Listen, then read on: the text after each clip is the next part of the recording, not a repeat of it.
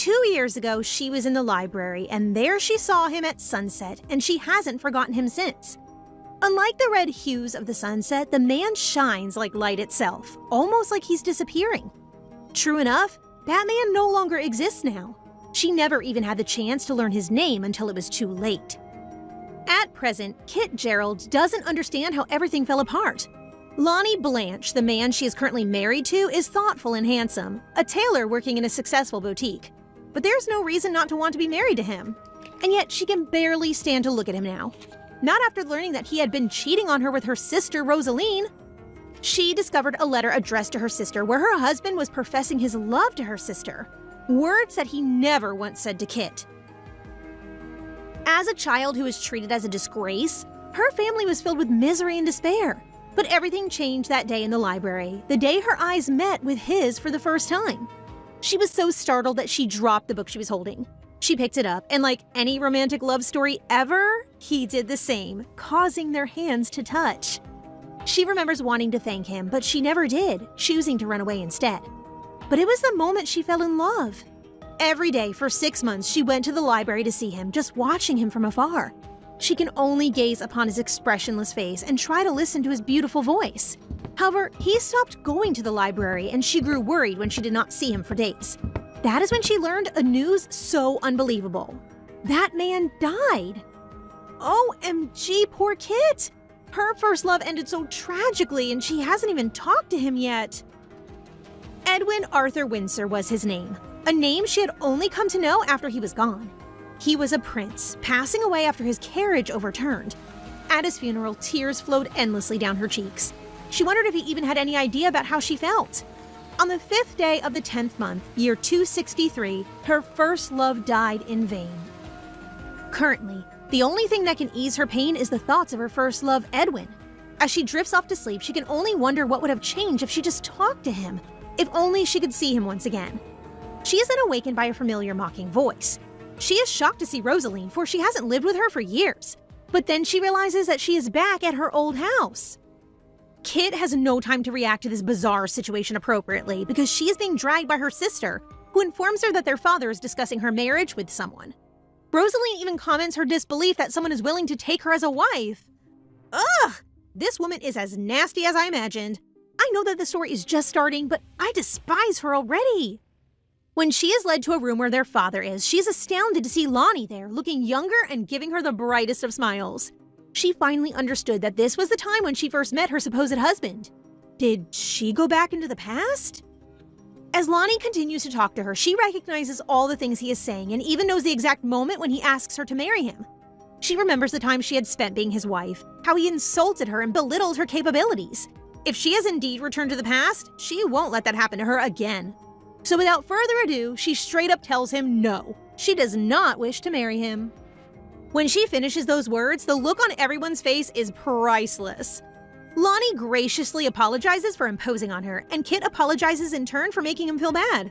Despite the awkward situation they are in, her mind is filled with questions. What could be the reason why she was sent to the past?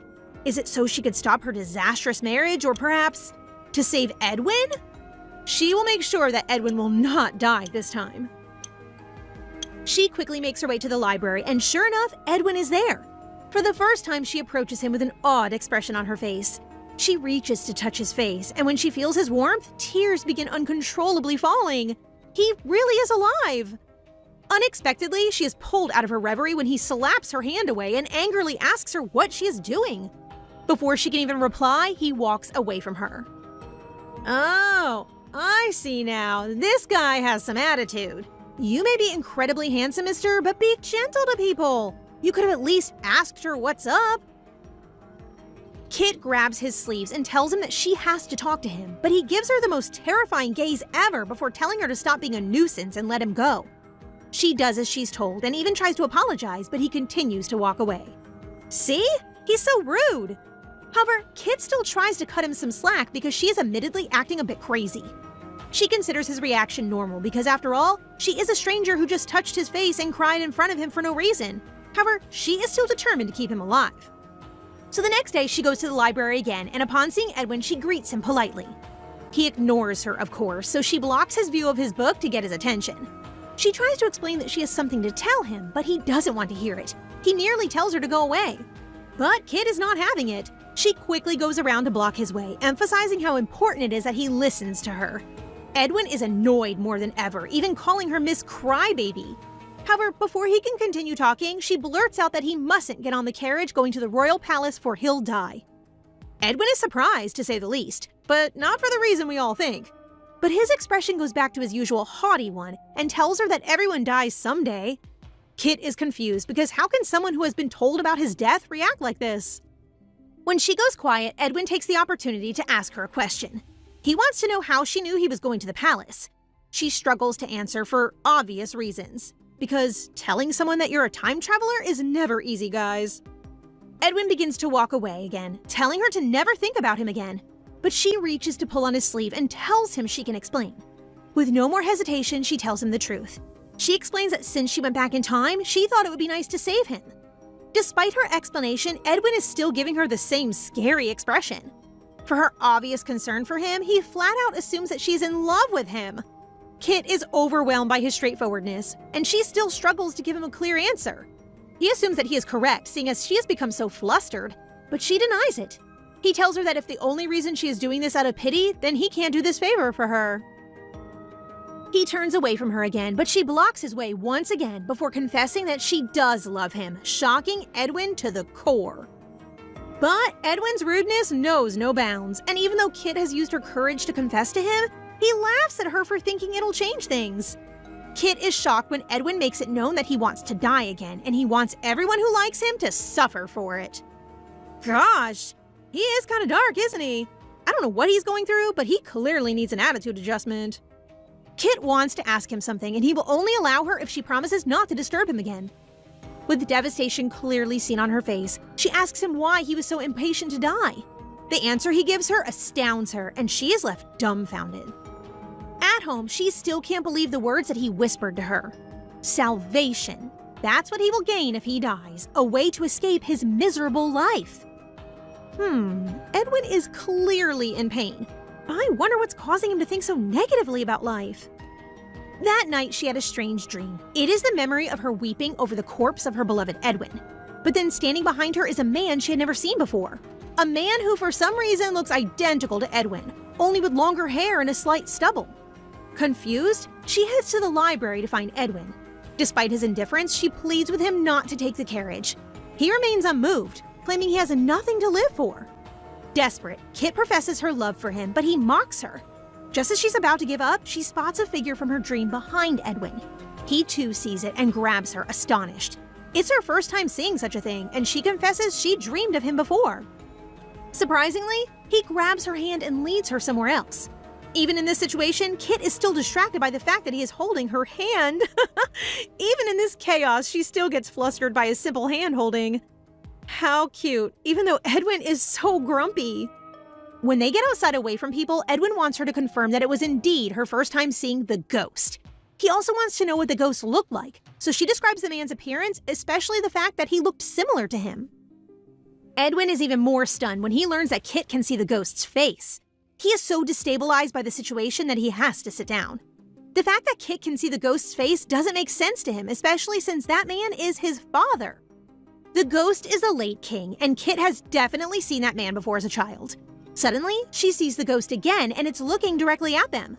The apparition then utters the words, "You must live." And when Kit repeats what he has said, Edwin is stunned once again. Right then, the ghost disappears.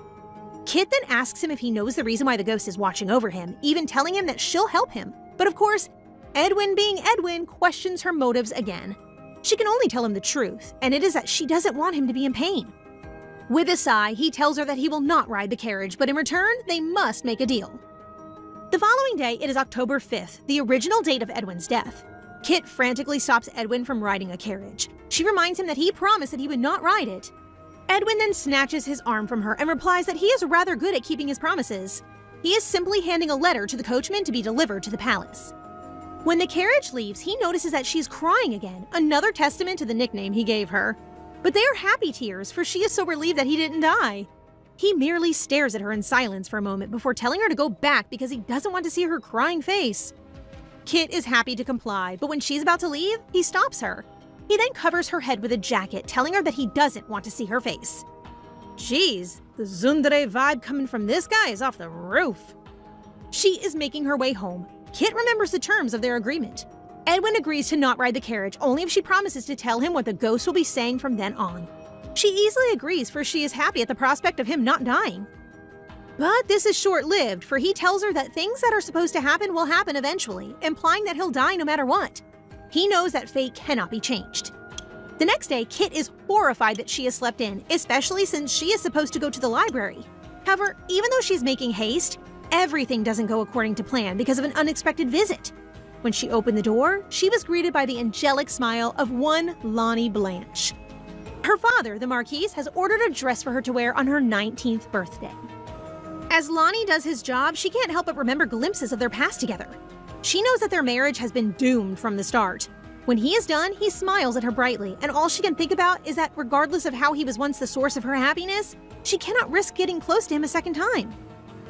By the time she arrives in the library that day, Edwin has already left, leaving behind the book he is always reading. It is entitled The Sequence in the Loop. It is about the tragic love story of Bella and Arthur. The lead male dies in a car accident, and the lead female intends to follow him to the afterlife. But before she can, Arthur appears as a ghost, telling her to live on. Kit can't help but notice the uncanny similarity between this story and Edwin's situation. The next day, Kit is sitting awkwardly beside the prince before she utters an apology for being busy yesterday. But he doesn't want to deal with her, especially because she can't keep promises. It turns out that he had assumed that they'd be seeing each other yesterday. Incredulously, she asks him if he was waiting for her yesterday. Edwin, of course, is quick to deny this, because God forbid a girl assumes that he has feelings. He claims that he is merely annoyed when people don't keep their promises. Kit then talks about the book he is reading and mentions how similar he is to the protagonist of the story. Edwin reveals that the book is his father's favorite. Hearing this has Kit thinking, can this novel be the key to solving Edwin's situation? However, Edwin does not want her to meddle with his life. He angrily reminds her that he only asked her to tell him what the ghost says. Edwin is so annoyed that he attempts to leave, but right at that moment, the ghost appears before them. When he speaks, Edwin instantly demands Kit to relay the message. But Kit sees this as an opportunity. She'll only tell him the message if he'll research the book with her. When she realizes what she just said, Kit is beyond embarrassed because her words can easily be mistaken as an invitation for a date. Edwin is not happy that she is threatening him with this, but she insists that she only wants to help him. Edwin has a defeated expression on his face when he agrees, and so the two of them act like detectives the whole day, searching for clues high and low. After they're done for the day, they settle at a nice cafe to rest. She expresses her gratitude for giving in to her request, but he points out that it's more like a threat than a request. He also makes it absolutely clear that he was only doing it so that he would know what his father said. Now that she's noticed that Edwin keeps on calling her Miss Crybaby, she asks him if he even knows her name, to which he answers a resounding no. How can you not know her name? You've been spending time together for the past few days. She tells him that she knows his name, and he answers that's because he's a prince, so she can't possibly compare since everyone in the kingdom knows his name. She can only smile indulgently at him and mention that even though that's the case, his name is still special to her. The prince is silent after that, but then after a while he speaks, saying that her name is Cat, short for Kitty Gerald. He is wrong, of course, but this is not what causes her to tear up. Her grandmother, who was the only person to ever really care for her, used to call her Kitty rather than Kit. She thought that she would never hear that nickname again, but here was the prince, calling her that again. Edwin is distraught that he made her cry for saying the wrong name, so she explains the truth of the name to him. Edwin then tells her that he is sick of seeing her cry. Right then, Kit remembers that she is supposed to tell the prince what the ghost said earlier. She tells him that the ghost's words were, "I'm sorry." Kit begins crying again, only because her grandma also said that to her before she passed away. Suddenly, she feels a handkerchief wiping away her tears. The prince is acting all sweet for once. However, in textbook tsundere fashion, he makes it seem like it's not a big deal. Oh, Edwin, you frustrating cutie, get yourself together! Kit is questioning if it is normal to have recurring dreams. As she slumbers, she dreams of Edwin and the childhood he once had. She sees him happily hugging a woman who seems to be his mother. Suddenly, the man who she often sees as a ghost is beside her, watching the scene unfold like her. All of a sudden, the scene shifts and they are now in a much solemn event, the funeral of the late king himself. Young Edwin's grief is visible for all to see as his tears flow freely. The ghost then tells her to bring him salvation. When she wakes up, she's confused. And early that morning, all she wants to do is go to Edwin because of the dream. But they don't have plans, and she fears he'll get angry. But she can't really go out anyway because it's also the day that Lonnie will be bringing her dress. When he arrives, he wears the most dashing of smiles as he greets her. He hands her the dress and asks her to try it on. When she is done, she steps out to ask for his opinion, but he only gapes at her in total silence for a moment. He then stands up and takes her hand, telling her how beautiful she is. She snatches her hand back and bashfully thanks him for the compliment. She tries to dismiss him, but he suddenly grabs her wrist in a tight hold. Kit is surprised that Lonnie is acting this way, especially since his gaze is so intense. When he finally speaks, he reasons that he happens to see a loose thread of her dress and only intends to fix it. I am sensing so much creepy vibes on this, y'all. Am I the only one who thinks that he is hiding something?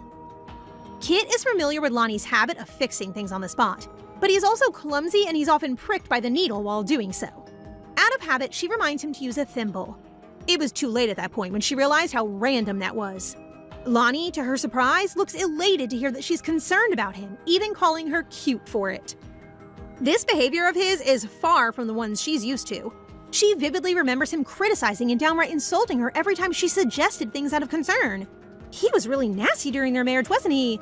How can he act like this and still end up like that in the future? It really is hard to trust anyone. After it's done, Lonnie asks her to invite him to her birthday party, for he wants to see her wear the dress he made for her. Even though she wants to refuse, she still nods yes to him out of courtesy. Lonnie might not be the same as the one she knew, but it is still hard for her to forget everything.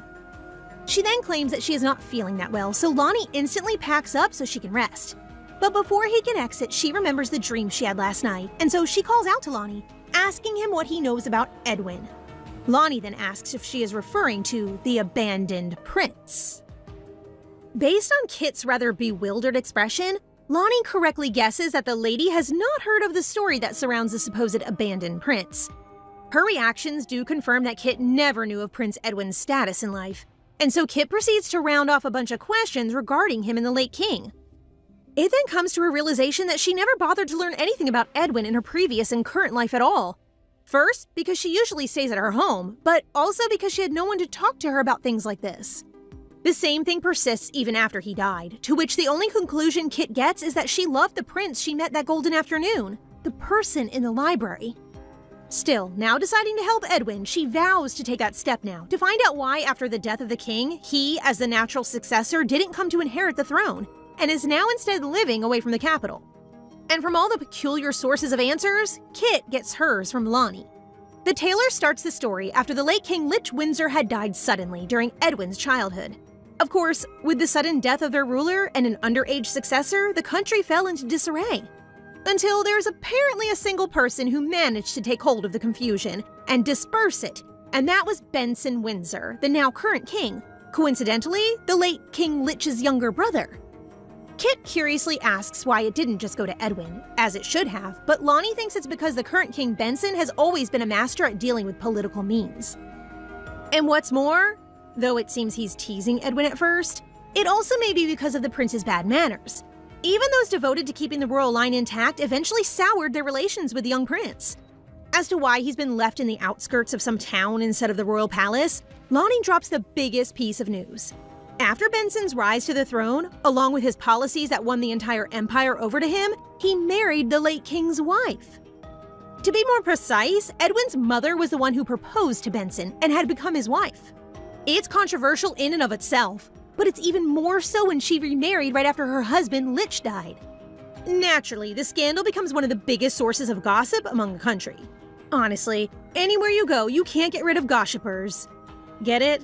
Gossip plus worshippers? Oh, never mind. Anyway, after the royal wedding, Edwin finds himself there in the town as if he was chased out of the palace, earning him the nickname of the Abandoned Prince. Kit can't even comprehend the things she just heard, and Lonnie then asks her why her interest suddenly lay on the prince, seeing how dejected she was upon hearing his life story. She excuses it as just seeing the prince in the library, though Lonnie seems not at all convinced. Nonetheless, he excuses himself, leaving Kit to her own thoughts. Thoughts that circle entirely about how much pain the young prince must have gone through, and why is it that she can see the late king's ghost as well?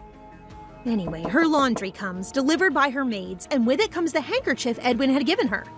She manages to find the nickname Ed or Eddie embedded on it, and happily thinking it would bring him joy upon its return, Kit happily goes to see Edwin.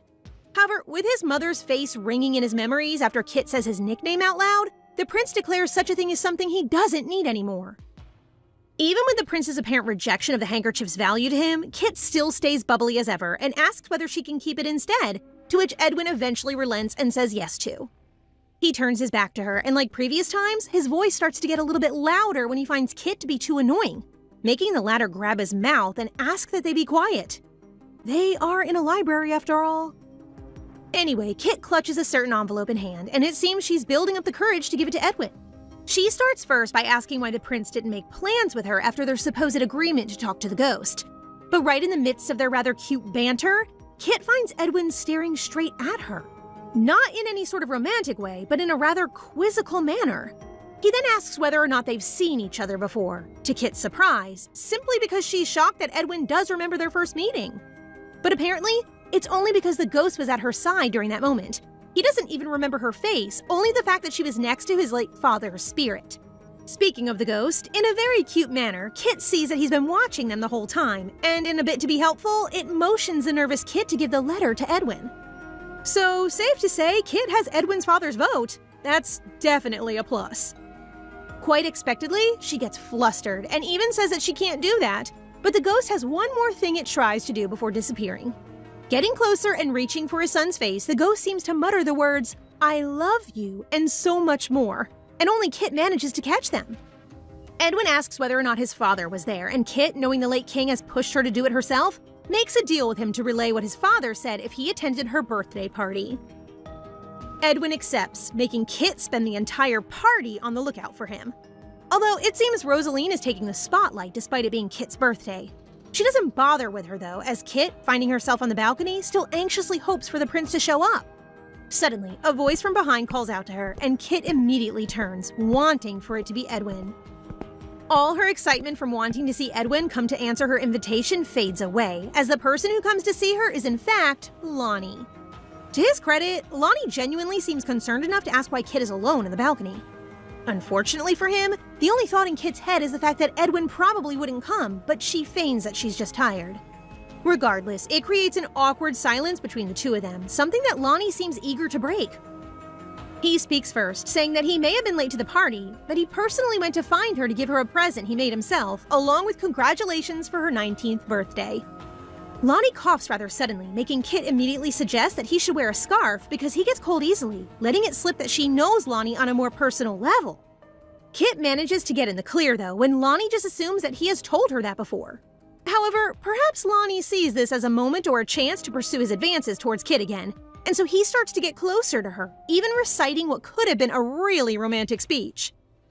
But at that moment, the very man that Kit longed for all night appeared, though not in a very proper way. Seeing Kit and Lonnie almost hug, Edwin steps in between the two and loudly asks what kind of birthday party this was. It turns out the prince had arrived a little earlier and had been searching for Kit the whole time. It seems he's a bit sour on the fact that she's invited him, but she didn't show manners by receiving him. Really, we're talking about manners now? You're one to talk about manners, buddy.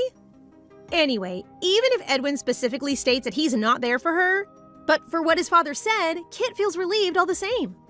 But of course, they're not the only ones who's there on the balcony. The two men regard each other very differently, with Lonnie being proper with the prince and Edwin with his trademark bad manners.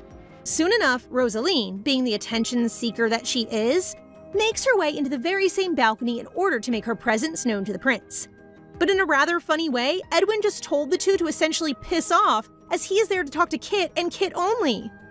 He grabs her hand and drags her to a more secluded place in Kit's estate, a room that's only illuminated by the moonlight, with the sole purpose of asking Kit about what his father had said. But Kit can only think about how handsome the prince looks, so much so in his formal wear. Kit relays to Edwin that his father had said the word forgive, and she watches in shock as she sees the prince almost go erratic, arguing over and over how his father could possibly want him to forgive when Edwin blames him for everything. Not once had he lived a normal life after his death, and Edwin himself is sure that the ghost is the one to influence Kit to save him.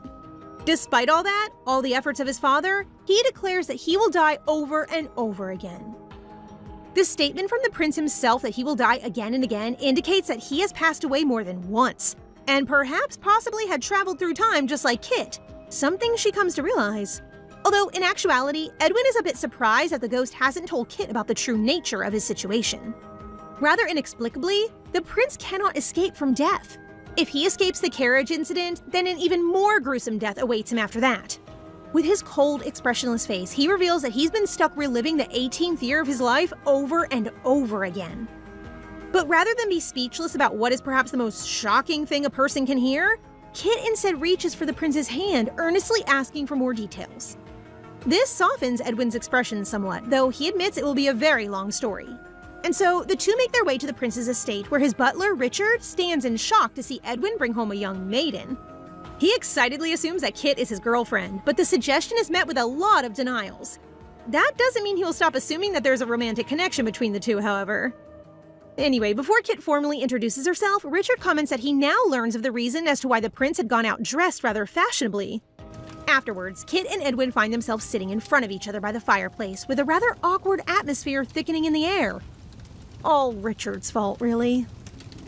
The only thing in Kit's mind, though, is the idea of how much pain Edwin must have gone through, dying over and over like that. The prince picks up on her rather down mood, and so he asks her about it. Kit is quick to dismiss it, and instead asks that she learn more about the prince's situation. Edwin first sets up a couple of ground rules before they can do that, though. Namely, first, Kit must not interfere with his life now that she knows he's destined to die a whole lot throughout the year. And secondly, she must not assume that he's telling her all this out of some romantic connection, perhaps pertaining to Richard's antics. Though Kit just finds it cute when Edwin inadvertently makes a peace sign when explaining. It's okay, Kit. We find him cute too. With all that out of the way, he finally reveals that after essentially being exiled after his father's death, the royal family suddenly sends a carriage for an event happening at the palace. It's where he meets his first demise, but he surprisingly wakes up a week earlier every time he dies. But what's more important is that he manages to see the ghost of his father after coming back, the same as Kit. Although admittedly, the more he dies, the less he gets to see and hear him. If he manages to avoid the carriage, he then dies by poison. All in all, he has returned to live a total of 9 times. 10 if Kit hadn't stopped him this time around. But that is actually what's most curious to him. The fact that in this instance, Kit had come to intervene and save him. Edwin recalls the fact that Kit had assumed that their current situation, the prince more than anything, seems to resemble that of the book his late father was fond of. Unfortunately, even after the numerous times he has reread the book, across all his lifetimes, Edwin has yet to find a clue about it. The only change he's managed to find even remotely related to the book is when he was reading it out of habit, Kit approached him. Kit, on the other hand, comes to realize that even though she has grown affection for him out of all this time, she probably was to him nothing more but one of the passerbys.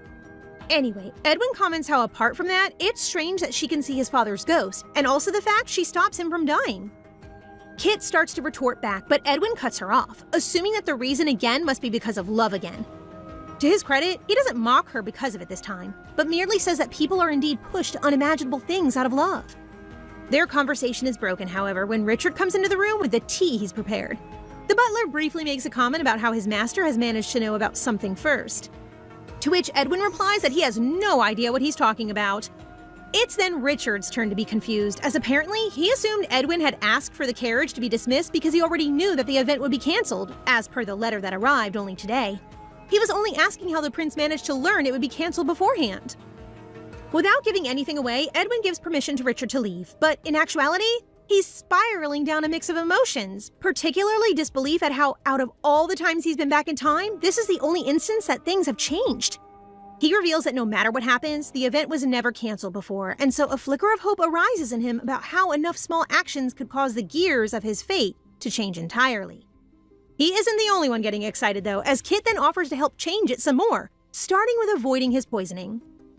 Edwin understandably reminds her that she's overstepping her promise of not interfering, but Kit reminds him that this time, he's not alone. Those words seem to have an effect on the prince, and so Edwin eventually agrees. Kit then spends the entire night studying about various poisons before noticing the birthday gift from Lonnie that remained unopened. Curiosity wins in her, and she opens it, finding a beautiful blue dress inside. The blue dress that Lonnie had made with such high-quality fabric makes melancholy crawl right into Kit's face. She seems to remember how he mentioned that he had been late because he was working on something. And that particular something must have been that dress. The thoughts from her previous life suddenly rush forward, along with the question of whether or not her husband from another life truly has feelings for her in this one. But even if that's the case, she hardens her nerves as she remembers the very reason as to why their relationship eventually crumbled. Anyway, she has something to do today, namely helping Edwin avoid his current fate of dying from poison. Richard is the one who greets her at the door, and it's rather cute how the butler still tries to assume that she's the prince's girlfriend. But moving to the task at hand, both Edwin and Kit's first move is to figure out who is going to feed the poison to the prince directly. And unfortunately, the butler is at the forefront of that suspect list. However, they quickly manage to dispute this suspicion, along with those attached to Edwin's maid Mary, because both of his servants have been his companion all the way back to his days living in the royal palace. According to Edwin, the poison that the killers will use is something that's not acquired very easily, leading the two to conclude that perhaps whoever poisoned him will be working for a benefactor of some sorts to afford the poison. Despite their very topic, Edwin doesn't seem to be very cautious about whatever he drinks though, as right after Mary brings them their tea, Kit is shocked and rather scared to find the prince already sipping away at his cup. It seems that he's already very accepting towards death, something that Kit asks him to stop doing. Turns out, he does have a very good reason for doing so, as he knows the killers would only poison him the moment he least expects. But when Kit reaches for her own cup of tea, terror fills the prince's face as he swats away her drink, asking why she thinks it's okay for her to take a sip. Even though she was shocked, Kit tries to wipe the splattered tea from the prince's face, but without so much as a proper explanation, he suggests she just go home for the day. This naturally leaves the poor Kit wondering whether or not she did something wrong. In fact, she is so lost in thought that she wanders into the downtown area instead of heading home. But as if fate is toying with her, she arrives at Lonnie's tailoring shop only to find Richard inside, apparently acquaintances with her husband from her past life. The sight of Richard and Lonnie together seems to be a little bit more than what Kit can handle at the moment, leaving her staring at the window through the tailor shop. Lonnie is the first to notice her standing outside, and so he rushes to her in order to happily ask her about the circumstances of why she is there. Having again to lie her way around her ex-husband in her past life, Kit can only say that she feels bad about suddenly leaving him all those nights ago during her birthday. The tailor instead offers her some tea if that is the case, but Kit tries to politely refuse, seeing as Lonnie already has a guest to entertain. But when the two look back at the shop, they see Richard happily waving back at them, and so Lonnie assumes that he wouldn't mind if Kit joins them. Anyway, he himself admits how it was lonely when she abruptly left all those nights before, so a rather guilty Kit has no choice. Inside, while waiting for her preferred black tea, she turns to talk to Richard, who she finds was there with a suitcase full of the prince's orders. Apparently, he was tasked by the prince for this errand and had become quite good acquaintances with Lonnie in the process, who both admit his tailoring is of superior skill. The topic of conversation eventually goes to Richard asking how Kit had come to be friends with the prince, even as the butler admits that his master isn't what one would consider friendly. Thinking about Edwin's previous reaction to her earlier, Kit seems to think things between them are more rocky now than ever, so she says that they're just acquaintances who met at the library a few times. With that, she excuses herself in order to leave, but Lonnie manages to catch her on the way out. It seems that the young man isn't done giving her gifts. This time, he brings her a brooch that is a beautiful pairing with the dress he had made for her, along with one request. He asks the lady to visit him wearing the dress and the brooch whenever she has the chance, all the while not leaving her a chance to talk. That isn't what sticks in her mind anyway, as the following morning, she mulls over Richard's apparently guarded demeanor yesterday, and of how she isn't supposed to meet the prince today. Still, old habits do indeed die hard, and so Kit finds herself at the library trying to run into Edwin. She instead finds the book he's reading, and she feels a sense of longing after reading from it, causing her to call out his name. All of a sudden, Edwin answers, revealing that he's standing right behind her. When asked about how she's acting like a child who broke the vase on the table, she honestly tells him that she's sorry for angering him last time. Edwin's face can't be funnier. He looks like software trying to process what she said. He then sits beside her with his face in the opposite direction, shyly expressing himself that he's not mad and that he was just worried that something would happen to her after drinking that tea. Kit didn't seem to hear it well. Didn't she? So Edwin slams his hand and exclaims that he wasn't worried at all, emphasizing that he just doesn't like when people get hurt because of him, though he ends up making her promise not to just eat or drink random things.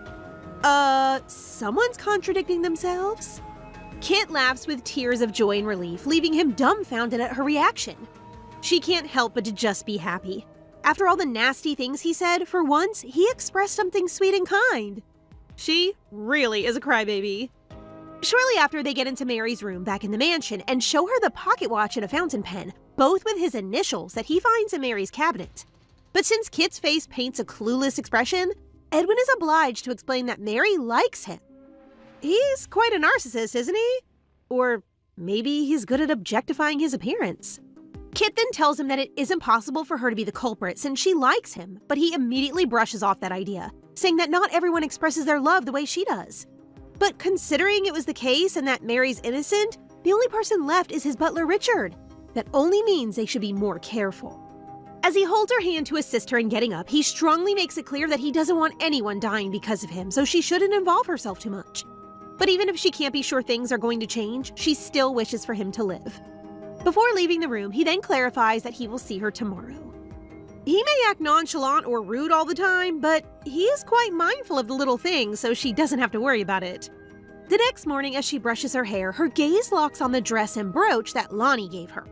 She then realizes that it's time to finally end things. Shortly after, she goes to Edwin's mansion, where Richard awaits by the door, bedazzled by how stunning her beauty is. Richard must have been so noisy that Edwin comes by the door and scolds him, explaining that he has a thing called taste. Yeah, she was so much to his taste that he had to come out and see her, right? When they settle inside, Edwin reveals that the time is quite weird at the moment. It is because at this time of day, the poison always kicks in, followed by his death. Evidently, Kit is still uncomfortable hearing the word death, but Edwin just casually tells her that poison comes in a lot of forms, so it's up to him whether he can avoid it or not. At first, there were two main suspects, Mary and Richard, but from their previous investigation, Edwin became certain that it wasn't Mary. If they assume that an outsider was not responsible for this incident, then the most suspicious person right now is Richard. If he is the culprit, then he will bring poisoned tea to the table. Kit clenches her fists and straightforwardly exclaims that they just have to be cautious of the tea he'll bring. As if that's as easy as it will be? She then proposes an idea to send Richard on an errand, and Edwin is welcome to stay at her house. Wait, what? Edwin didn't seem to hear that well, so she distracts him into thinking that Richard is at the door and that she will open it for him. But when she does, Lonnie surprises her. What is this person doing here? He should be fed to the lions. Lonnie recognizes the dress and brooch she's wearing, which is totally bad for Kit. After meeting with Edwin, she was planning to find Lonnie and end things with him, but she can't believe that he came there himself. On the other hand, Lonnie looks so happy that she kept her promise to wear it. Indeed, she looks even more beautiful in whatever Lonnie makes. Edwin notices the awkward atmosphere, and maybe jealousy, so he ruins it. That's really a good way to interrupt a moment they should never have in the first place, if Lonnie was just being mauled. Kit gets curious about the new delivered suit, so she inspects the fabric and notices the brooch pinned on the left side. She touches it and gets confused as to why blood springs out of her finger. At this moment, Edwin knows what's going on, but he manages to stay calm. In Lonnie's defense, it seems like the brooch wasn't properly stitched on, so he reaches for her hand, instructing her to wash it first. But Edwin smacks his hand. Edwin can't be angrier. After all, that outfit was supposed to be worn by the prince of the nation, but the lady got hurt by just mere touching it? Is that all his skills amount to? Lonnie apologizes as Edwin tries to hold Kit's hand, worried that she might be feeling nauseous or dizzy. However, Kit strongly implies that she is really fine. Perfectly fine. Seeing how she has the energy to talk so enthusiastically, it seems like she really is fine. With all the talk, she suddenly collapses. For the first time, he holds her body together. He calls her by her name Kit as he tries to wake her up. Lonnie is such an evil in disguise. Does this mean he's been the killer the whole time? As time passes by, so does she. On the day of her burial, Edwin recalls the time when she promised that they would be on this journey together. Even though she died because of him, he can't do anything but to offer a single flower. Now he thinks that he's an incompetent prince. No, Edwin, this isn't your fault. You didn't ask for this. Looking back, he took the case to the court, but the judicial system found no sufficient evidence. Since no poison could be found on the victim's body, the cause of death was unclear. Therefore, the court found the defendant, Lonnie Blanche, not guilty. Although he's confined to the borders of the kingdom, it's not enough to warrant them completely disregarding his statements. Suddenly, a thought comes to mind. There must be someone who is able to control the judiciary. When he looks up, he sees Lonnie attending the burial. Without a second thought, Edwin's fist lands on Lonnie's face. That's right! He deserves it! Who is he to make such a sad expression like that? Does he really have the right to be sad? She literally died because of him. Edwin can't contain his anger this whole time, and Lonnie isn't even defensive about it. He admits that it's all his fault. Edwin is even more agitated at this point. He then asks for the name of the person who's behind all this. Lonnie says he didn't know that there was poison on the brooch, which is basically the same thing he's been saying the whole time. So the question still remains, who killed Kit? Despite the pouring rain and raging hearts, Lonnie manages to laugh about it. He then points out that Edwin was the person who killed her. If it wasn't for him, she would still be alive. Excuse me, sir? Are you trying to say that Edwin ordered someone to smear poison on the suit so she could touch it and die? However, at this point, Edwin wonders what would be Kit's response if he told her that she'd die if she involved herself with his death. Definitely, Kit would have said something like, if it's for him, then she wouldn't care about things like death. At this moment, he only realizes how important she is after losing her. If he had realized it sooner, who knows, he might have treasured her even more. Days later, an assassin kills him in his room, saying that it would have been great if he died from poison like before. Before? Does someone else know about his regression? However, Edwin doesn't care about that. For the first time, he wishes to live. He doesn't want eternal rest, and he just wants to live together with her. He then calls out a god, if there's one out there, to save her. That is, if he can still go back to the past. This is already heartbreaking as it is, and now he's gambling everything just to go back to the past and see her again. It really is true when people say that when someone's dying, they follow the same pattern like recalling memories at their last moments. But suddenly, somewhere, Edwin's father reaches for the pages of the book as time turns back itself to when Kit had her 19th birthday party. At first, Kit is just confused if she was just dreaming or not, because she can still recall the past. Just as when Lonnie approaches her, Edwin rushes to her side and hugs her so tightly with a worried face and cracking voice. Kit is even more confused because she doesn't know what's going on and what has gotten into him. But Edwin just tells her not to move or think about escaping from his arms. He just wants to stay like that for a while. Kit's face starts to turn red, unable to think of anything aside from the embarrassment of the people watching the two of them. Yes, and our eyes are bawling out at how Edwin looked for her the moment he realized that his wish was granted.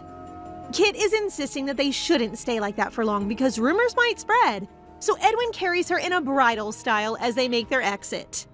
Is this some practice for something greater, like marriage perhaps? As they settle somewhere far from the crowd, Kit is in panic about where to put her hands because it's her first time experiencing something like this.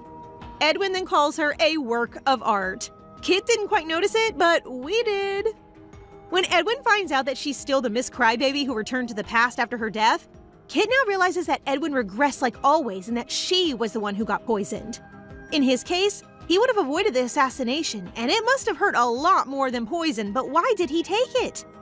Edwin faces the opposite direction again, shyly expressing that he wasn't confident as his cheeks turn red. Or maybe he just doesn't want to lose you again, Kit. Because of too much embarrassment, he then acts like himself, pointing his finger at her as he exclaims how much he needs her to solve the situation. That's right, he didn't fight back when someone assassinated him because he wanted to return where she was still alive. The fact that she died because of him bothered him so much to the point where he was going insane about it. But this is the first time he admits that he didn't want to die. Now we won't struggle to translate his tsundere language. For the first time, he didn't want to die, so he regressed for the 10th time. Also, this was the first that Kit regressed during her 19th birthday party, because the last time she did, it was always before the carriage accident. Just then, Edwin suspects that maybe it's because his last words were to save her. When confronted about his thoughts, Edwin brushes off her question, which she doesn't have a problem with. She really has no suspicion towards this man. As they converse about the colorless and odorless poison, Lonnie calls from a distance. Edwin suddenly pulls her closer into the bush, saying that he doesn't want to go back, especially if that guy's there. He then caresses the side of her face, asking if she wants to return. The last time I checked, he smacked Kit's hand when she met him after her regression, and now he's casually doing it to her. Kit smiles. She doesn't want to go back. In fact, she likes it when it's just the two of them. Edwin expected that coming, and with a smirk, he leads her to somewhere with more fun to be at. When she told him that she likes when it's just the two of them, she didn't expect to be alone with him in the library. But it's kind of weird, isn't it? There's nothing after death, yet they regressed and are still able to recall how they died. Kit honestly tells him that it doesn't bother her at all. In fact, she thinks of it as rather futile. Edwin agrees and further adds that usually it hurts as well, so it's not something to take lightly and that she might die again. So he further asks if she doesn't want to regain the time she lost. Of course she does. Not just her time, but theirs. She promises that she won't quit. Edwin is being honest, not to miss pointing out how it might be incredibly painful to die again. But Kit's face says otherwise. She never really learns. But well, if she did, she wouldn't be able to be by his side. Look at her now, talking back to him like they've really grown fond of each other. Suddenly, Kit notices the book, so she asks him if he can still remember who it was. The author, William Day's name, was written on the cover, yet it's gone. Kit then remembered something from yesterday. When she regressed, the name she saw in the book was only a single letter. There, he realizes that before his first regression, there was definitely 10 letters of the author's name still written on the book, and a single letter was left after his 9th regression and her first. And now, after Edwin's 10th regression, there's nothing left. Now he can't regress anymore. We didn't see it coming. I know there are lots of twists and turns in this manhwa, but this? Is there even anything more thrilling than this? Kit is even more paranoid at this point, shouting at him to use his head and figure something out. Edwin at this point is feeling hopeless that he won't be able to regress again. Luckily, he has someone who reminds him of his wish, and that is not to die. Edwin's eyes widened upon hearing this. So there's only one solution to this. Tracing back to when Lonnie was easily released, even with his testimony, how could a commoner possess such capabilities? That only means one thing. There is a mastermind who can control the judiciary. They might have been targeting him, but suddenly the plans changed and Kit died instead. Shifting from the original plan, it must have been hard for them to cover it up. And during the trial, there were many signs of the evidence being destroyed. They must have been confident enough where even if they were to be under suspicion, nothing would have happened to them. Things are still complicated, but one thing's for sure. The mastermind behind his death has always been the same person. But the person who was ordered to assassinate him was different every time. Or so he thinks. So the person who killed Kit last time was Lonnie, so this time another person might be the one to commit the crime. But they only caught a glimpse of the mastermind's tale. It was revealed that there were 2 people, Lonnie and Richard. Come to think of it, Richard complimented her on the sunflower brooch, but Edwin argues that although there's a high possibility that Lonnie is the culprit, that doesn't mean Richard is off the hook. But after she died, he got very suspicious of everyone, but Richard sincerely tried to comfort him. Also, he had an expression he's never seen him make before. A familiar feel to it back when he first lost his father. Simply put, Richard can't be the culprit. Kit then presses her hand onto his, asking if he's fine.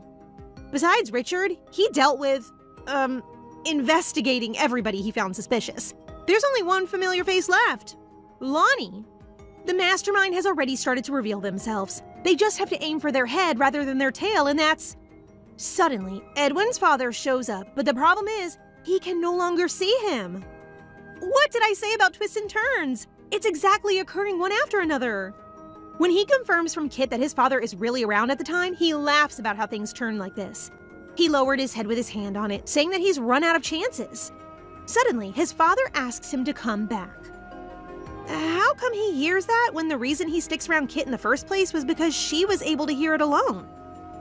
Edwin understands what his father is trying to say, so he got up and made up his mind to return to the palace. As they go over the book in the library, Edwin informs her of his 2 other suspects. First is the king, Benson Arthur Windsor, who was 3rd in the line to the throne. He has a pretty strong motive to get rid of Edwin because of that.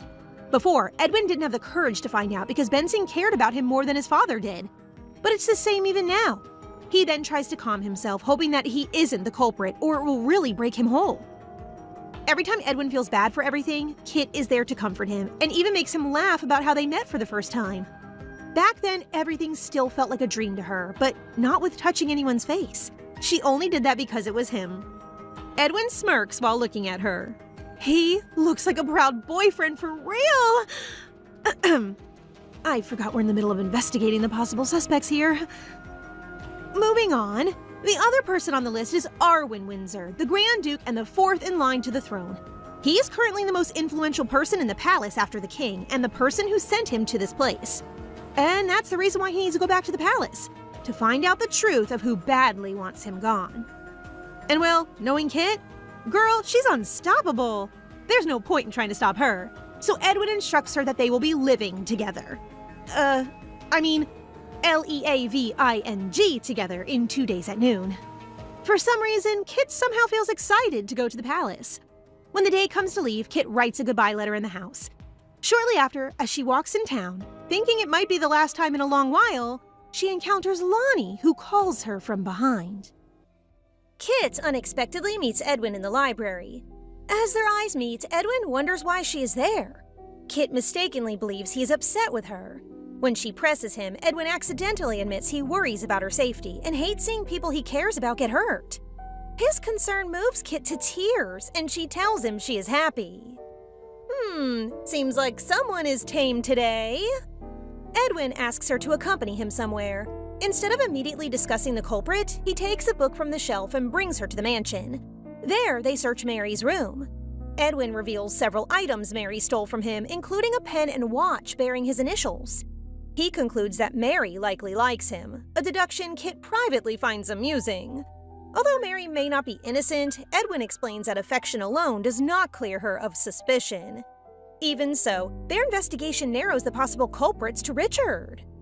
Oh no!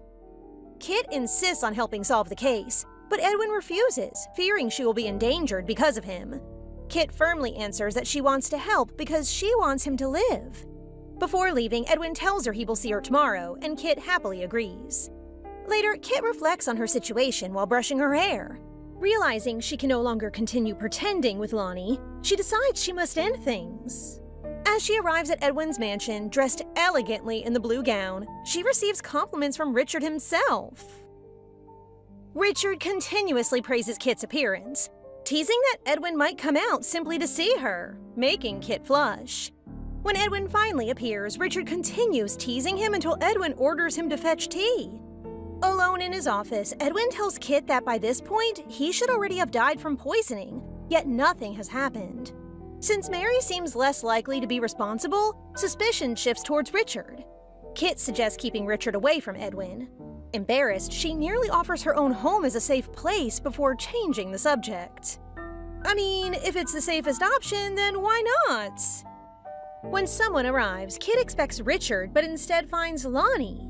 Seeing the blue dress he gave her only deepens her guilt because she intends to end their relationship.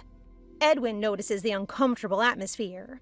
Lonnie presents tailored clothing for Edwin. While examining a brooch attached to one outfit, Kit accidentally pricks her finger and begins bleeding. Lonnie rushes forward, but Edwin reaches her first. Concerned, he worries that the wound may be infected or poisoned, though Kit assures him she's fine. The two continue talking until midnight arrives. Suddenly, Kit collapses without warning. Edwin falls to his knees in shock as she loses consciousness. Rain falls heavily during Kit's funeral, turning the ground into dark, soaked earth as if the world itself were mourning for her. The air is heavy and still, broken only by the sound of falling rain striking stone and wood. Standing before her coffin, Edwin does not move. His clothes are drenched, but he pays no attention to the cold or discomfort. All he sees is the final place where Kit now rests. He remembers her promise clearly, how she had said they would face everything together, no matter what came their way. Now, that promise feels distant. In his hand, he holds a single flower. It is the only thing he can give her, a fragile offering against something so permanent. The world he once believed he could control suddenly feels empty without her in it. Edwin can give the world, but his world isn't here anymore. After the funeral, Edwin refuses to accept silence as an ending. Determined to seek justice, he pursues a case against Lonnie with relentless focus. However, despite his efforts, the court declares Lonnie not guilty, citing a lack of poison found in Kit's body. The verdict feels hollow, almost insulting, as if truth itself has been erased. As Edwin is rained upon, a sudden umbrella shelters him, from none other than Lonnie himself. In a burst of fury, he punches him and demands to know who killed Kit. Lonnie denies knowing who poisoned the brooch, but then coldly admits responsibility for her death in a different sense, claiming Kit would still be alive if she had never become entangled in Edwin's world. Shut up, Lonnie. The words haunt Edwin. He remembers Kit's kindness and the way she continued helping others despite danger. Eventually, Edwin himself is attacked and fatally stabbed. As death approaches, he realizes something has changed. For the first time, he no longer wishes to die. Instead, he desperately wants to live alongside Kit. With his final breath, he prays for another chance to save her. Kit hears Edwin's cries, even though she cannot fully understand what is happening. Images of Edwin flood her mind, and suddenly, time seems to stop. When she opens her eyes, she finds herself back at her 19th birthday banquet. Before Lonnie can finish greeting her, Edwin rushes forward and embraces her tightly. Both Kit and Lonnie are stunned by his behavior. Edwin repeatedly insists that she remain with him a little longer, unwilling to let go. As guests begin staring, Kit points out the attention they are attracting, but Edwin simply carries her away so they can speak privately. The gods have indeed heard them! In the palace garden, they compare memories and discover that both remember the previous timeline. Edwin confirms that Kit died from poisoning while he himself was assassinated during his 10th death. Kit is devastated to learn what happened, but Edwin is equally shaken. After her death, he became consumed by grief. The reason he wished for death was because he hoped to see her again, and when death finally arrived, he realized something unexpected. That for the first time, he wanted to live. Edwin explains that his regressions typically occur before a carriage incident, but this time it happens at Kit's birthday banquet. He believes his prayer to save her triggered the change, but he didn't tell this to Kit. Kit asks how she died, and Edwin confirms it was poison delivered through a small prick on her finger. This shocks her as she realizes how easily she was killed. They deduce the poison likely came from clothing or accessories delivered earlier, pointing toward a hidden mastermind. Lonnie is still suspicious, but evidences are still unclear. Lonnie appears in the background calling for Kit, forcing Edwin and Kit to hide. Despite tension, Kit chooses to stay with Edwin instead of returning immediately. They explore the palace library together, studying clues. Edwin asks if she is afraid of dying again, but Kit says death feels empty and final now, yet she still chooses to stay with him. Literally, this is the vow till death do us part taken seriously. Edwin warns her she may die again, but Kit insists on remaining.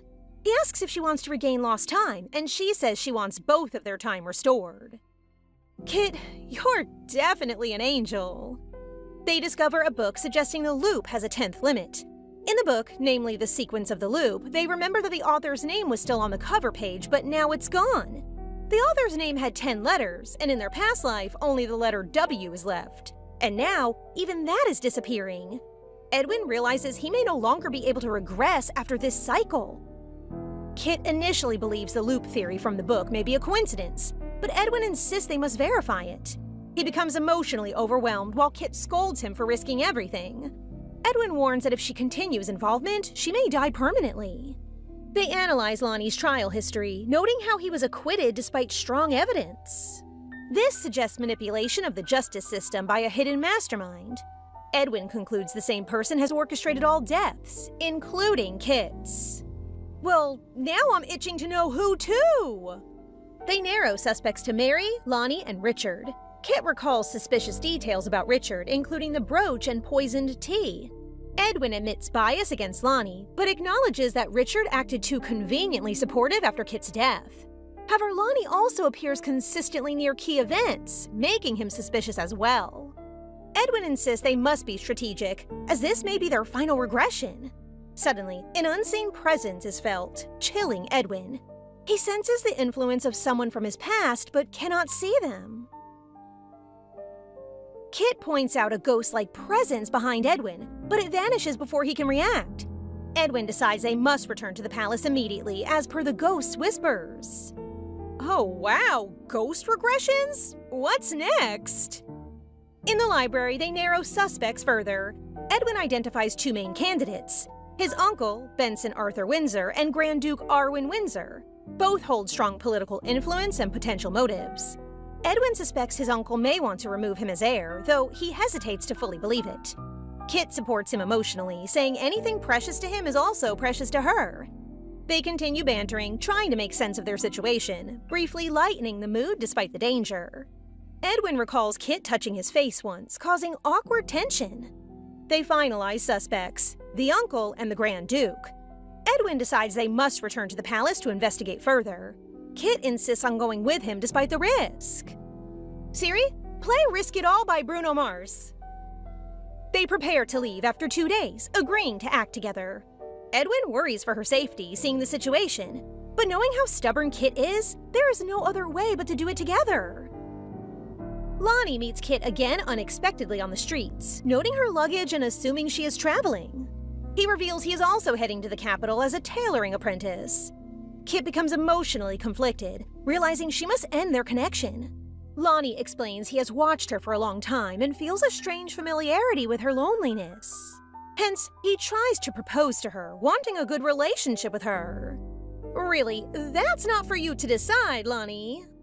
He confesses he wants a meaningful connection, so neither of them remains isolated. Kit, however, remains unchanged in her feelings. She gently rejects him and states she is no longer lonely, breaking his emotional expectation. Lonnie is left stunned. Meanwhile, Edwin waits for Kit in the carriage. Richard greets them and jokingly assumes Kit and Edwin are romantically involved, causing immediate denial from both as the two travel to the palace. During the carriage ride, Kit reflects on her past isolation before meeting Edwin. Edwin admits to himself he also isolated himself after her death. He reassures her they will return safely while she watches her hometown fade behind them. Kit asks about returning to the palace, and Edwin admits it holds both good and painful memories. Kit comforts him by holding his hand, acknowledging the emotional weight of returning. Trauma bonding is their quality time, I swear! At the palace, Edwin announces Kit as his fiancée to grant her access and protection. Kit is shocked, but understands the strategy. Edwin explains it is the safest way to move freely within the palace. Kit reluctantly agrees. They are assigned a shared room due to political risk. Edwin insists separation would endanger her. They argue briefly about sleeping arrangements, but end up sharing the same room. Kit stays awake, overwhelmed by the situation. Kit remains awake just to find Edwin shuttling close behind her, startling her. She briefly touches his face. Suddenly, he opens his eyes, assuring her he's alive as she retracts her hand to sleep. Aw, cuties.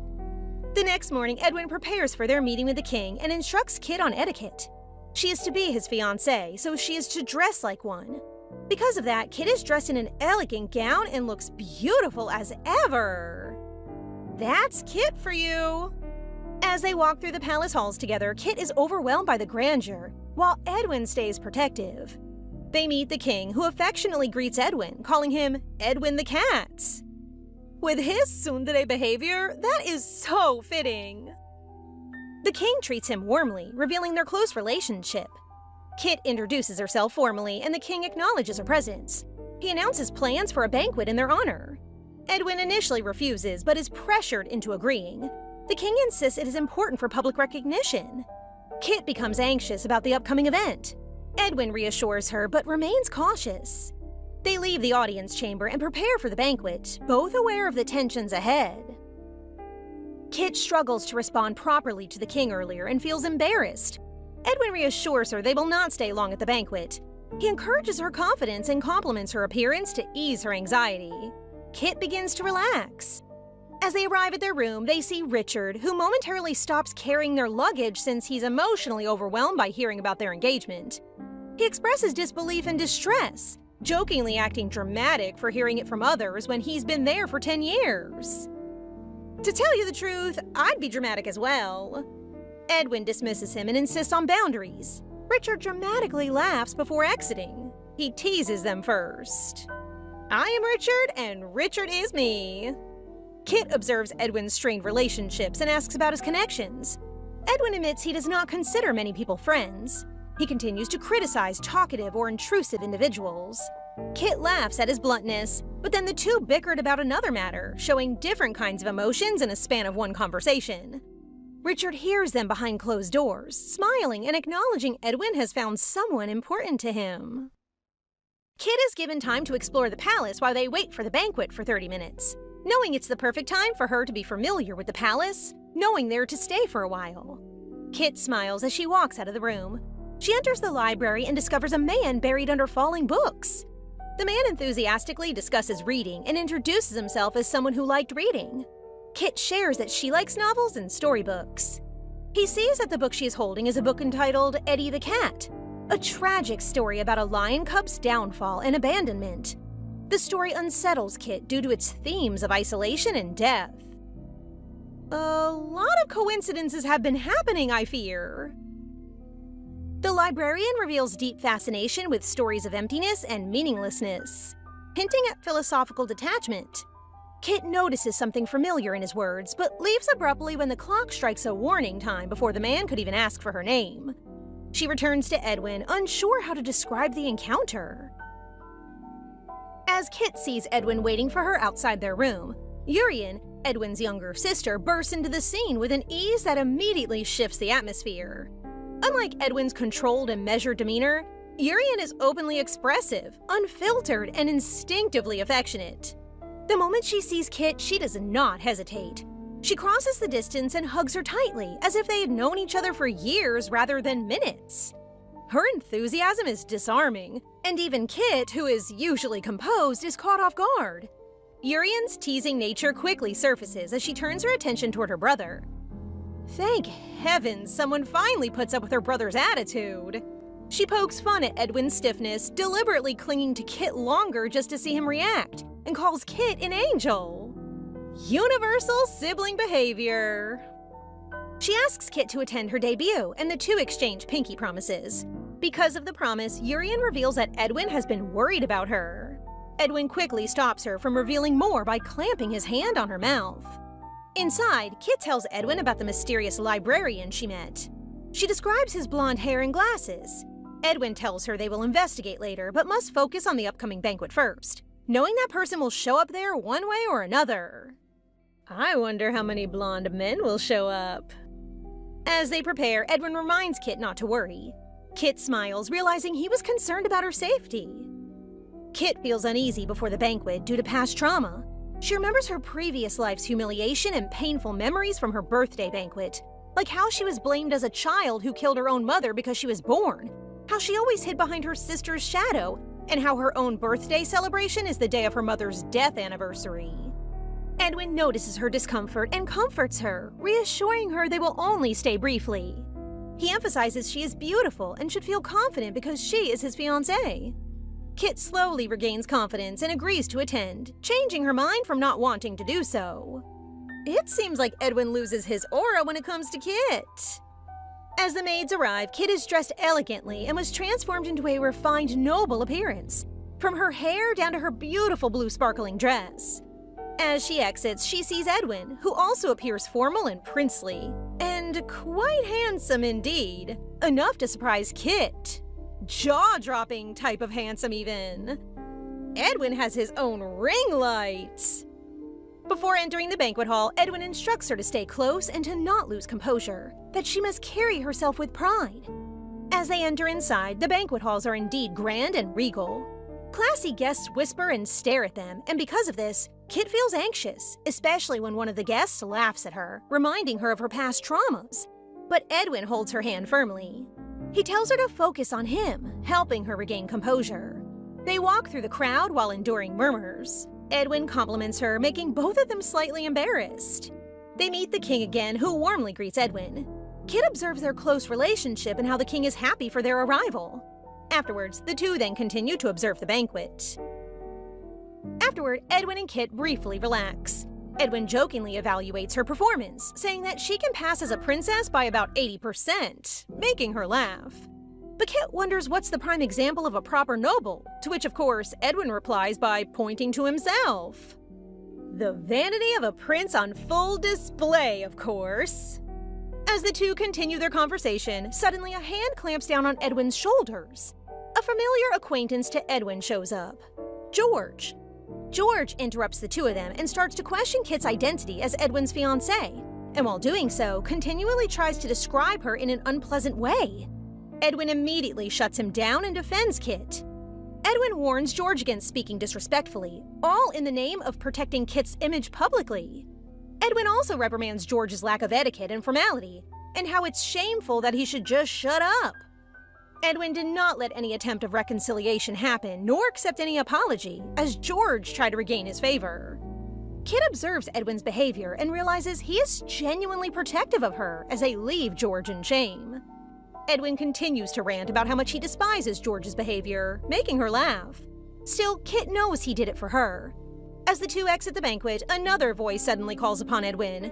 But this time, Kit also recognizes this familiar face, as the mysterious figure from the library appears, now revealed to be a person of higher status. Before Kit can process who stands before her, the familiar librarian suddenly drags Edwin into a dance. The man looks every bit a royal, yet behaves as casually as ever, even pinching Edwin's cheeks while Edwin visibly endures it. Hearing Edwin address him by name shocks Kit even more.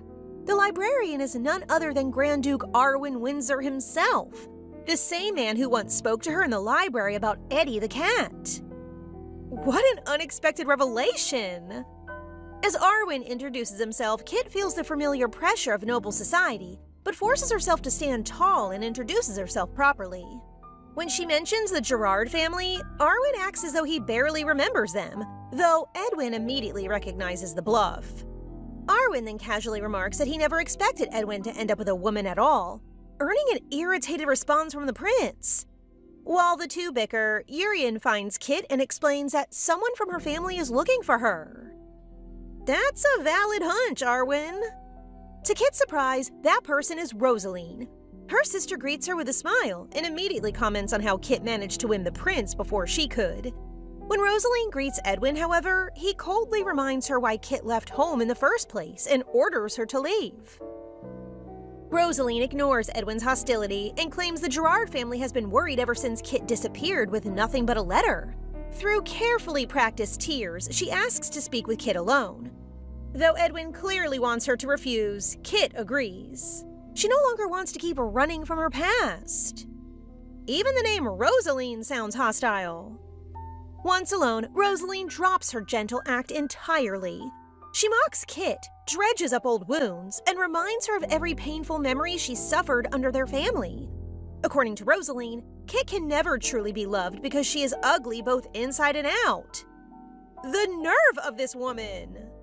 This time, however, Kit does not crumble. She calmly insists that Rosaline knows nothing about Edwin and that she herself has changed. She believes she's a good person. Rosaline responds by splashing wine on her and continuing her ridicule. Before she can say more, Edwin appears behind her and pours wine over Rosaline in return. He condemns her disrespect toward the prince's fiancé and orders her out. Afterward, Kit thanks Edwin. Their promised time at the banquet has already ended, so the two leave and spend the evening beneath the stars. There, Edwin shares memories of his mother and quietly reassures Kit that she is beautiful both inside and out. Edwin carefully wipes away the wine Rosaline spilled on Kit's dress. As they prepare to return inside, Kit suddenly sees the ghost of the late king standing behind Edwin. Since Edwin cannot see him, Kit acts as the messenger. The ghost says nothing and only stares towards the queen's chambers. Remembering the queen inevitably brings up old rumors. After the late king's death, she married his younger brother, the current king, a decision that drew endless criticism from the public. This is the type of greed that they talk about in the Bible. The following day, the queen finally arrives at the palace. She immediately embraces Edwin before turning her attention toward Kit. Nervous but determined, Kit introduces herself properly. The queen warmly welcomes her and quickly begins asking questions. One unexpected question leaves Kit scrambling for an answer, yet her honest response surprises everyone, especially Edwin. Rather than being offended, the queen laughs. Seeing Kit eases years of worry. For the first time, she believes Edwin will not spend his life alone. Finally, she asks the most difficult question of all. Why does Kit love Edwin? Kit answers honestly. She recalls the first time their eyes met and how beautiful she thought they were. She admits that Edwin can be blunt, difficult, and rough around the edges. Yet beneath all that warmth lies a genuinely kind person. Her answer is so perfect. The queen is surprised to hear it. She jokes that she is jealous because Edwin rarely shows such affection even to his own family. She lightly hints that some of his behavior may stem from resentment over her second marriage. Before the conversation can continue, Edwin interrupts and asks to speak with his mother privately. Though curious, Kit respects his wishes and leaves. While wandering through the gardens, she unexpectedly encounters Lonnie. The meeting was awkward from the start. Kit only intends to greet him and leave, but Lonnie stops her. He apologizes sincerely for everything and admits he has spent a long time reflecting on his actions. I think the phrase "move on" is not in Lonnie's vocabulary. When he asks about the rumors regarding her engagement, Kit confirms they are true. She's not lonely, nor does she regret her current life. Lonnie argues that she should have told him everything from the beginning. But Kit firmly reminds him that she was never obligated to reveal every secret she carried. Just as he's about to ask whether she truly loves Edwin, he stops himself. After studying her expression, he quietly says goodbye. Yet even as he leaves, one name remains fixed in his mind: Edwin Windsor. After Lonnie leaves, she decides to head back to her room, but she quickly realizes she has lost her way. The palace feels unfamiliar from this angle, and when she tries to ask for directions, no one seems to be around. In her confusion, she unexpectedly runs into Edwin. Seeing his face calms her slightly, but she immediately notices something is off and asks if anything went wrong. Edwin, as usual, denies it. Then, without warning, he takes her hand and squeezes it absent-mindedly, making Kit flustered. "Edwin, you are unpredictable." He asks if she met anyone while she was away. Kit admits she met Lonnie. Edwin does not react harshly, but his mood clearly shifts. Still, he chooses to trust her, and the two return to their room together. As they walk through the palace corridors, Edwin suddenly stops her. He hears footsteps. They spot Rosaline walking alone toward the palace doors instead of heading home. Her movements feel suspicious, and Edwin becomes more alert, sensing something is not right. You know, everything about that girl is never right. Kit begins to deduce that whoever's trying to harm Edwin, and possibly them both, may be within the palace itself. The two quietly follow Rosaline's path, but they find nothing unusual at first. However, Kit eventually notices a letter on the ground. It is addressed to her sister. At first, the contents become clear. It is a love letter written for Rosaline. What shocks Kit is not the letter itself, but the sender. It is signed by Edwin, or more accurately, Lonnie himself. Kit is overwhelmed, but instead of focusing on Edwin, her thoughts drift toward Lonnie. Edwin gently urges her to open up, and she eventually complies. She shares that after fleeing following Edwin's death, she ended up marrying Lonnie. Why Lonnie out of all people, Kit? The marriage was not unbearable, but over time, Lonnie grew increasingly indifferent. The love letter incident resurfaces in her memories, along with how she once lived clinging to the past and escaping into thoughts of Edwin. Despite everything, Kit insists she has no regrets. She does not miss the tailor, and when Edwin asks further, she admits she only wishes to stay with him, since those moments are the most precious to her. Yes, that's right, Kit. You belong with each other. Edwin is deeply touched by her words, teasing her softly before rewarding her with an unexpected kiss on the forehead, which leaves her flustered. He downplays the misunderstanding surrounding the love letters as they arrive at their room and tells her to rest and shower first. Left alone, Kit suddenly hears Richard's voice teasing Edwin outside the room, suggesting they bathe together as something normal for adults. Shocked, Kit immediately opens the door, and both she and Edwin scold Richard together. After Richard leaves, Kit and Edwin share a quiet heart-to-heart in their room. She opens up more about her past, from Lonnie to her family, including her mother and Rosaline, and the love letter situation, which further sours Edwin's impression of Rosaline. Edwin even suggests dealing with those who insult the royal family more harshly, but Kit refuses, choosing instead to focus only on Edwin's condition, prioritizing him above everything else.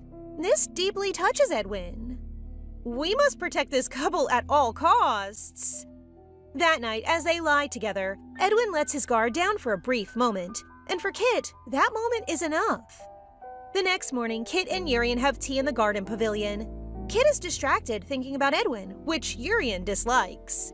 Urian brings up rumors of ghosts appearing near the city walls at night, claiming the apparition resembles their father. Kit grows concerned and considers telling Edwin but hesitates, fearing for his condition. Urian becomes emotional, and Kit promises to accompany her. Urian brightens, but then warns Kit about Lonnie, recalling how unsettling his expression was when she last saw him. Kit assures her she will avoid him, while also noting how mature Urian seems for her age. Urian is definitely the golden child of the family. That night, Kit wakes to find Edwin asleep. As she moves with a candle to leave, the door creaks, and Edwin suddenly appears behind her, disheveled and alert, asking where she is going. Edwin warns Kit not to wander off alone. Flustered, she explains she promised to meet the princess and recounts everything. Feeling guilty, she even raises her hands in a self-punishing gesture while explaining. Edwin scolds her for leaving him out of such matters, but given the situation, insists they go together. I believe that's what you call FOMO, Edwin. As they walk through the palace halls, Edwin mentions he has also heard of the ghost rumors. Kit wonders why the apparition of the late king is being seen by others now, when earlier it seemed only they could see it. Edwin, however, is more disturbed by the fact that everyone else can see it except him. Near the city walls, Urian unexpectedly appears. She is surprised to see Edwin with Kit, and Kit explains the situation. The group proceeds, extinguishing their candle to stay discreet. The knights nearby suddenly erupt in panic, claiming they see the ghost again. Urian also sees her father, crying, while Edwin sees nothing at all. The apparition fades, leaving confusion and chaos behind. Urian becomes emotional and urges them to follow where the ghosts seem to go. The trail leads them to an area of grass stained with blood. Kit follows the blood-stained trail through the grass, recalling the sequence of events involving Eddie the cat, as told by the librarian. Edwin trails behind her. Urian, horrified, shuffles behind them, and Edwin covers her eyes so she does not see the disturbing sight. All three are left unsettled, sharing the same question. Who would do such a thing? The story just took a sudden brutal turn. After a long and exhausting night, they return. Edwin brings Urian back to her room before rejoining Kit. They discuss the events, with Edwin noting that the repeated cat killings and blood trails suggest a pattern. He suspects the late king may have left warnings through these incidents, possibly to stop the killer in an abandoned area where rumors could serve as deterrents. Kit recalls Arwen's earlier story, but Edwin is uncertain. He reflects on his repeated deaths, 10 times in the loop, and how Arwen has never directly interfered. Edwin struggles to understand Arwen's role, since he has always appeared kind and uninterested in power, unlike their uncle, who had clear ambition. This makes the idea of the uncle being involved feel both possible and unsettling. Despite how cute the Duke is, he is definitely suspicious. Overwhelmed by thoughts of Kit being in danger, Edwin becomes visibly shaken. Kit comforts him by hugging him from behind, grounding him. The two eventually laugh off the tension and continue analyzing possible suspects together. The next morning, over breakfast, Edwin reveals that his uncle has requested he perform in a play for the upcoming event, and that Kit has also been invited to participate, especially since it coincides with his mother's birthday. Kit is stunned to learn the play mirrors the same book tied to the time loop. Kit becomes visibly flustered by the sudden announcement, prompting Edwin to laugh at her reaction. The situation feels almost too coincidental. The play, the timing, and the involvement of key figures. Even more suspiciously, the event is being hosted by Grand Duke Arwen, making it feel like a possible trap. Edwin asks Kit for her thoughts, revealing that while the play's details are not publicly known, he has been gathering information through his uncle and even investigating by himself. However, despite their efforts, Arwen remains untouchable with no clear evidence against him. There must be dirt hiding somewhere. With no solid leads, Edwin concludes that the play may be the only opportunity to provoke a reaction. Like a snake being poked, whoever is responsible might reveal themselves under pressure. Since both the king and Arwen are known enthusiasts of theater, the performance becomes the perfect cover for investigation. Kit agrees with the plan, even if she feels unconfident in acting. Together, they begin preparing, shaping the performance as a way to expose intent and identify agitation among those involved. The script suggests a character linked to betrayal and murder, though Edwin avoids directly explaining one crucial line, urging Kit to discover it herself. Edwin's biggest fear is being straight and honest with his feelings. When Kit eventually looks it up, she's embarrassed and flustered. The line describes a final moment with a beloved, framed almost like a vow before death. Before she can clarify her confusion with Edwin, she mistakenly opens the wrong door and finds the librarian speaking with Lonnie. Lonnie notices her but silently leaves, pretending he did not hear anything, leaving Kit alone with Arwen in the room, caught off guard by the situation. Kit is still shaken after unexpectedly finding Lonnie and Arwen together in the same room. She does not understand why they are meeting and immediately wants to inform Edwin. Lonnie passes by her, pretending not to hear what Arwen had just said, leaving Kit alone with the Grand Duke. Being alone with a suspect is scary. Arwen calmly asks what brought her there. Kit, already on guard because of Edwin's warning not to be alone with him, quickly lies that she is looking for the butler. She remembers Edwin's caution and tries to leave as soon as possible. Arwen, however, casually suggests she leave a note instead. While writing, Kit notices a sword on the table. Arwen explains it is a family heirloom and will be used in the upcoming play. This deepens Kit's unease. Arwen assures her it's a duplicate for a fake prop. Now, is it really? She recalls earlier rehearsals where Edwin performed his role too convincingly, so much that Kit herself became emotionally overwhelmed and forgot her lines. Richard even cried watching him. Despite the awkwardness, the two had continued practicing. During those sessions, Kit slowly realized the script was important to uncovering the truth behind the loop and potential culprit. As she returns to the present, she senses that Arwen's presence is intentionally pushing events toward the play. Arwen suddenly praises Kit for thinking along the same lines as him, implying she's beginning to understand the situation. He subtly suggests that Edwin would perform better as a more emotionally driven version of the prince, rather than the current interpretation tied to repeated death. He then hints that the play is a personal favorite of someone important to him, and leaves after reminding her to perform well. Kit is left unsettled, while Arwen senses that Edwin is beginning to act more independently in ways others are noticing. I mean, you're the one who sent him off! Back in their room, Kit tells Edwin about her encounter with Arwen and Lonnie. She also asks if he knows anything about the beloved reference in the script, but Edwin admits he does not. Kit then questions his opinion on the story, and Edwin briefly becomes sentimental, recalling that he once liked the book when his father was alive, before returning to their investigation mindset. Edwin is wealthy, but can't afford to be vulnerable. They continue training for the performance. Kit struggles with exhaustion, and during preparations, a tailor arrives to take measurements. The tension spikes when Lonnie himself appears to take them. Kit decides to go through the measurement process quickly to avoid further tension between Lonnie and Edwin. Lonnie attempts small talk, which irritates Edwin even more. Kit asks why previous measurements cannot be reused, and Lonnie explains that the lead tailor is very strict. Despite the calm exterior, the atmosphere becomes increasingly uncomfortable. Is that really the reason, Lonnie? Kit notices that Lonnie seems to linger on old memories between them, but she remains emotionally detached. She admits she remembers the past, even times when she cried, but it no longer holds meaning for her. This frustrates Lonnie, who cannot understand how she changed so quickly. It's time to leave the poor Kit alone! Edwin overhears the conversation and abruptly leaves, visibly affected. Kit immediately follows him, worried. Edwin vents his frustration, upset that Kit did not immediately deny anything or avoid Lonnie. He had expected her to be more decisive. Kit gently calms him, holding his face and hands, trying to reassure him. It's adorable how Edwin is throwing a tantrum.